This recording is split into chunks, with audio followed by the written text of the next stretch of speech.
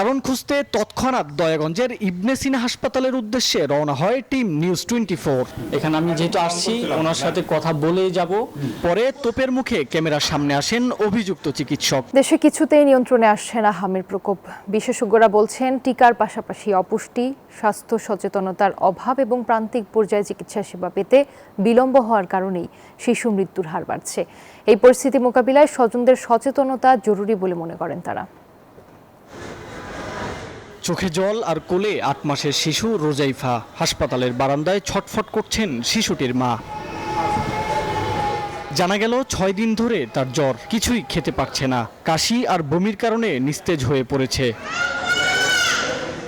এমন অবস্থা হলো কিভাবে?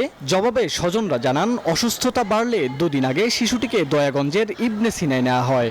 তবে সেখানকার চিকিৎসকরা যে চিকিৎসা দিয়েছেন তাতে তার শারীরিক অবস্থার আরও অবনতি হয়েছে। এমনকি হামের কোনো টেস্টও দেননি ওই ডাক্তার। প্রথম দিন হালকা শরীর গরম ছিল, আমি বুঝতে পারিনি যে জ্বর।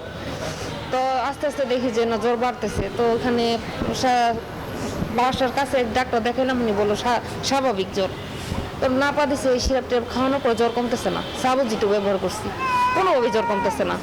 তারপরে এই মেশিনে দেখানোর পর উনিও কালকে অনেক পদের ওষুধ দিচ্ছে, সাবুজিট দিচ্ছে, বলছে যদি সিরাপে কাজ না হয় আপনি সাবুজিট ব্যবহার করবেন।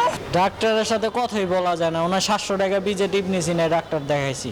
গতকালকে গেছি, উনি মানে আমার কোনো কথাই শোনে না। হামের ব্যাপারে কোনো কিছু কথাই বলে নাই যে হামের সিমটম ধরা পড়ছে বা আপনারা অমুক জায়গায় নিয়ে যান বা ভর্তি রাখেন।